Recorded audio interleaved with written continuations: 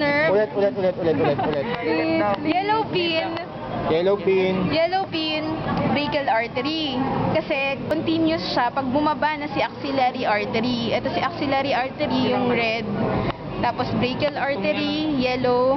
Lavender, musculocutaneous nerve, papuntang lateral. Letter M yan. Oo, letter M yan. Ibroad natin.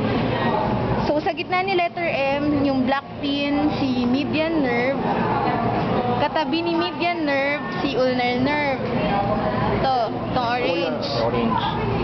Tapos, taas ni musculocutaneous tsaka ni median nerve, yung green na pin, si lateral cord. Cord siya, cord. Wow. Ulnar ba yan? Okay. Tapos, taas naman ni median nerve tsaka ni ulnar nerve, itong red na nasa taas, si medial cord. Gitna ni lateral tsaka ni medial cord, si posterior cord. Yung white. Oh, nasa ilalim. Ilalim siya.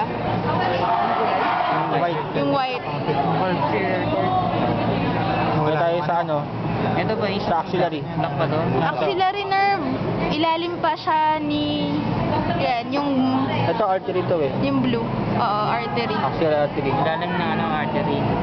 Ilalim ni axillary artery si axillary nerve. Saan yung anti-brachial? Ito. Wala. Ay, yung antibrachial Anti-brachial kanina. tapos yung paano Anti-brachial tong tapos yung orange. itong orange. Ulnar. Oo. Yan yung ulnar. Ay, ito yung ulnar. Nagkabaliktad siya. Ayun yung ulnar. Oh, ito na yung ulnar. Tapos ito si antibrachial. Cutaneous nerve. Anti-brachial cutaneous nerve ito. cutaneous nerve. Ito ang hindi na-identify. Tapos yung katabi ni radial nerve, si radial nerve. Di ba? Ito ang pinin ko, anti-brachial cutaneous nerve. Oo. Tabi ng Saan yung ulnar form ng M nerve. dyan? Itong ano? Hindi kasama to. Ito yun. Iba yan.